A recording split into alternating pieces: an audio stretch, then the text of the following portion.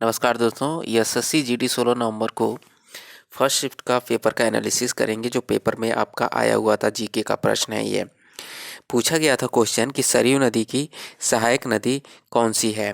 तो इसका right answer हो जाएगा राप्ती। राप्ती जो है सरयू नदी की सहायक नदी है। उसके बाद पानीपत का तृतीय युद्ध के बारे में पूछा था कि तृतीय युद्ध कब हुआ था। तो राइट आंसर हो जाएगा 1761 में हुआ था। कब हुआ था? 1761 में हुआ था। अहमद शाह अब्दाली और मराठों के बीच हुआ था। अगला प्रश्न ये पूछा गया था, टोडरमल किसके टोडरमल किसके शासनकाल से संबंधित थे। तो आंसर हो जाएगा अकबर। उसके बाद ये भी पूछा गया था, कुनैन किस वृक्ष से प्राप्त होता है या किया जाता है। तो इसका जो राइट आंसर होगा वो होगा सिनकोना से। सिनकोना वृक्ष से कुनैन जो है प्राप्त किया जाता है। ये क्वेश्चन कई एग्जामों में पूछा गया है।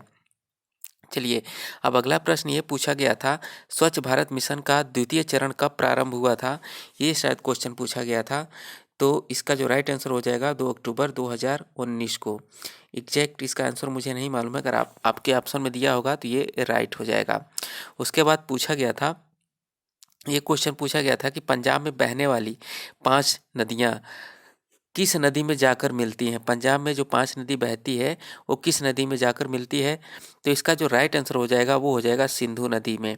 किस नदी में? सिंधु नदी में। उसके बाद अगला क्वेश्चन ये पूछा गया था कि 2020 में मालाबार युद्ध अभ्यास में भाग लेने वाले 2 देश कौन से थे। तो इसका जो आंसर हो जाएगा वो हो जाएगा अमेरिका और भारत हो जाएगा। उसके बाद चलिए, अगला क्वेश्चन ये पूछा गया था कि भारत में प्रथम आईआईटी, इसके बारे में क्वेश्चन था। या तो प्रथम आईआईटी कब अस्तित्व में आया, तो या तो पूछा होगा, मतलब इससे रिलेटेड क्वेश्चन आपका था। तो ये पहला आईआईटी जो था वो खड़गपुर था और 1951 में इस अस्तित्व में आया था। उसके बाद अगला क्वेश्चन ये पूछा गया था आपका, जल में रासायनिक सूत्र में हाइड्रोजन और ऑक्सीजन के अणुओं का अनुपात कितना होता है, ये पूछा गया था। तो इसका जो राइट आंसर हो जाएगा वो हो जाएगा 1:8 हो जाएगा। उसके बाद ये पूछा था कि G8 का गठन कब हुआ।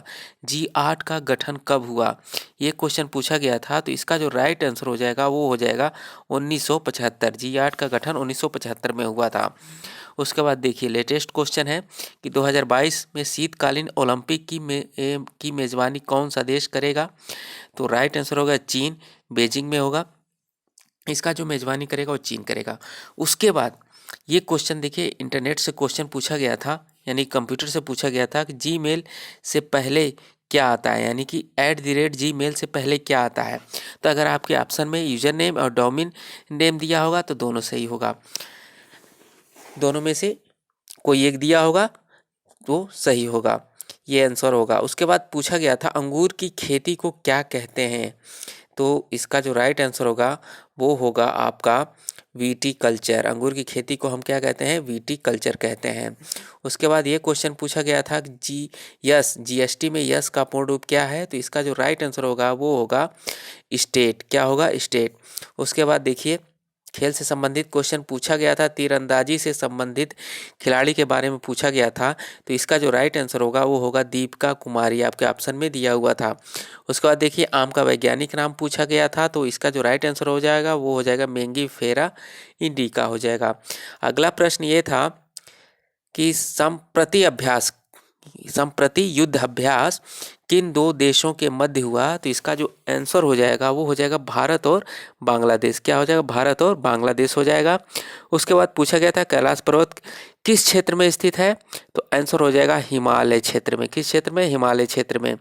उसके बाद देखिए, क्वेश्चन कई बार पूछा गया कि संपत्ति के अधिकार को किस संवैधानिक संशोधन द्वारा हटा दिया गया है। तो इसका राइट आंसर हो जाएगा 44वें संविधान संशोधन द्वारा। ये क्वेश्चन कई एग्जामों में पूछा गया है। चलिए, अब अगला प्रश्न है कि सहकारी समिति का संबंध किस अनुच्छेद से है। तो इसका जो राइट आंसर हो जाएगा, आपके ऑप्शन में अगर 97 संशोधन दिया होगा तो यही इसका राइट आंसर हो जाएगा। आई होप दोस्तों वीडियो पसंद आएगा तो वीडियो को लाइक और चैनल को सब्सक्राइब कर लीजिएगा। धन्यवाद।